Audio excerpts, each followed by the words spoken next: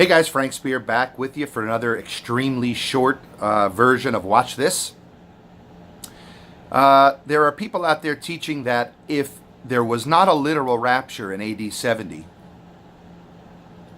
and some of those Christians remained on the planet after AD 70, and if John the Apostle possibly lived after AD 70, which I'm not going to argue for or against here, but if he did, then these Christians, as well as John, were the worst failures in human history because, says this teacher, they failed to let the world know that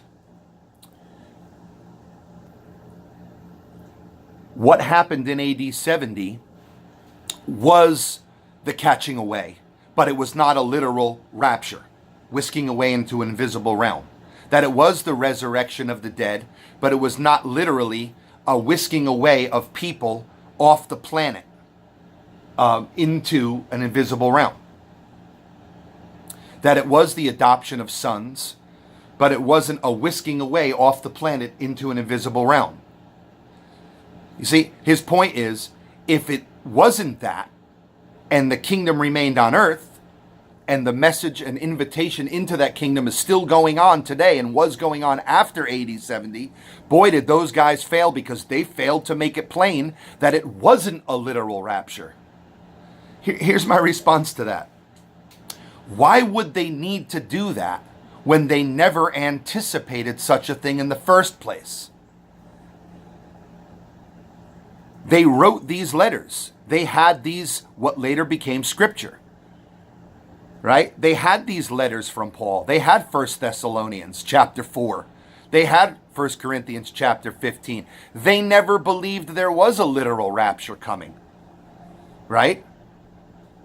Or individual bodily resurrections. I'll throw that in because that's my stance too. So they would never have to have that clarified by the Apostle John or anyone else after AD 70 because they never expected such a thing. They understood those scriptures when they were written to them and what they meant, what their intent was. They understood that the rapture, the catching up, or what's the word there? The harpazo, the being caught away to meet the Lord in the air. They understood that as referring back to Moses and the tent of meeting, or Moses going up to Mount Sinai, to the Shekinah glory. They understood the parallels there. They were not expecting to be literally sucked away. That's why they were not failures. There was no need to explain something to them that they had no idea about in the first place. There was no need to correct an understanding that they didn't have. Okay?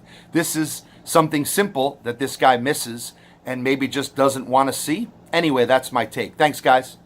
See you next time.